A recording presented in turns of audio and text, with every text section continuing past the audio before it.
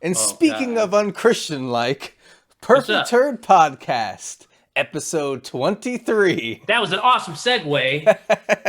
That was an awesome segue. I like it. I really like that segue. What do we got this week, Lamar? Boy, oh boy, this one has been requested by people that we know, and it kind of has a buzz. We have VelociPastor.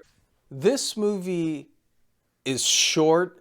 It's got a simple premise, but they pack a lot into it. Where do we start? Run it down, because it starts off hilarious. It does start off, and you know what? It starts off, they're in a church. He's preaching, and then he goes to say hi to his parents, and then you just see him react, and there's an explosion. But we go back to where the explosion is supposed to happen because he's saying hi to his parents next to a car. Yeah. What does it say, Joe? It was a VFX car on fire. In text. In text. That sets up the whole movie from there. You're basically in this fanciful world where they're like, yeah, we know we're making the funny ass B movie. Yeah. And which I so liked. From his parents getting blown up, he starts to wonder in his faith. Yeah. And he talks to his friend who's also a Catholic priest. Yeah. Who's we gotta talk about the Catholic priest. He's like, what are you so sad about? Your parents died. That's what they do. Like they just died. No, they were killed. That was hilarious. Like how he said it. Like, that's what people do. That's what parents do. They die on us. Yeah, this movie was just off the rails with the humor, the crazy humor stuff. It's winking at you basically every step of the way. Yeah, definitely. He suggests that he goes somewhere else, like on a journey, and he's like, China? So he ends up in China. Does he, Joe? I mean, no, he does end up in China because it has the text there that says China, but he's just in the woods. Yeah. This lady's running through the woods, being chased by ninjas. She gets shot with an arrow. Because it's China, Joe. Yeah. And FYI, ninjas are from Japan. Shh. So she gets shot with an arrow. He tries to rescue her. She dies, but before she dies, she hands him a dinosaur tooth that cuts his hand. And then just like that, he's back in America with his hand healed. And then he goes, he goes just running out. Yeah. For no real reason that I can remember. He ends up in like the park where there's a prostitute getting mugged. In the woods. Because that's where prostitutes go, Joe. Yeah, because her pimp told her that the prime real estate's in the park. So she's in the wooded area in the park, I guess. Her pimp, that is a straight up pimp. Yeah. We'll get into his confession later, but he's pretty awful. But go ahead. Yes. Yeah. The priest turns into VelociPastor. So he's, now he turns into a dinosaur. Yes. Kills the mugger. Passes out. She takes him home. She basically just convinces him that he can use this power as the VelociPastor to just take out all the bad people in the world. Use his powers for good. Yeah. As a velociraptor, as a VelociPastor. Yeah. Back to the pimp. Yeah. He comes into confession. He's just like, I'm pimping women. I think I killed some children. And I think I blew up a car with some old people in it. He's like, what? Turns out that was the person that killed his parents. Yeah. And he turns into a velociraptor and kills him. He kills him in the confessional booth. So now he's going around just killing all the bad guys.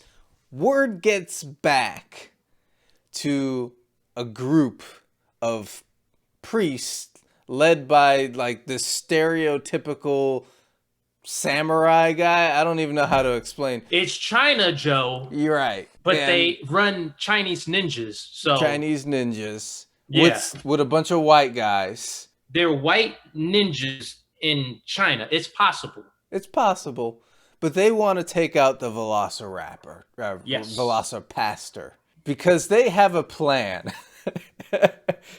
Their plan actually selling cocaine to get the whole world hooked on drugs so that they can save them to bring them back to Christianity. Because you have to have a reason to save people with Christianity. You can't just be like, here's the way. No, you have to get them on drugs first. Exactly. And then get them to Christianity. It's the perfect plan. It's the perfect plan. So they got to kill VelociPastor because he's killing all the bad guys. So now they got to take him out. They follow him home. And because he was, getting romantically involved with the girl. Yeah. And the ninjas randomly find them. Yeah. The thing is that one of the ninjas, the white ninjas, is actually his long lost brother. His long lost brother. Who was always jealous of him. Mm-hmm. And then they fight and he gets killed. But then he gets shot with an arrow that has an antidote that turns him back from VelociPastor back to his normal self. Yes. Meanwhile, a giant ninja slashes his hooker girlfriend in the chest. So that pisses him off. He gets into the final battle with the main guy, the main samurai ninja leader guy. Whatever he is. Whatever he is. Even though he was hit with the arrow that turned him back, it doesn't work on his hands. He still had raptor hands.